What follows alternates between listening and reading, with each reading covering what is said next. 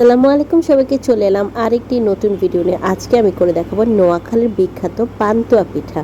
এর জন্য প্রথমে আমি একটা ডিমকে পোচ করে নিয়েছি।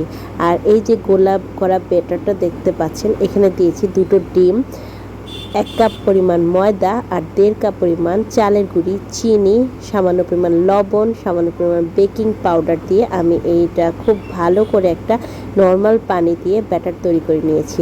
আর এই যে প্রথমেই দেখতে পেয়েছিলেন যে আমি ডিম পোস্টটাকে এই ব্যাটারের মধ্যে চুপিয়ে ভেজেছি। এরপর আমি এটা চুলার আঁচটা একদমই কমে রেখে সুন্দর করে ভেজেছি, একদম মুচমুচে করে। আর ভাজার পর এটাকে তুলে আবারও আমি পুনরায় ব্যাটারের মধ্যে চুপিয়েছি। এইভাবে করে 7 থেকে 8 বার আমি এই সেম প্রসেস ফলো করেছি। আপনারা যদি চান ডিমটাকে একদম ফেটিয়ে ভেজে এটাকে রোল করেও ভাজতে পারেন।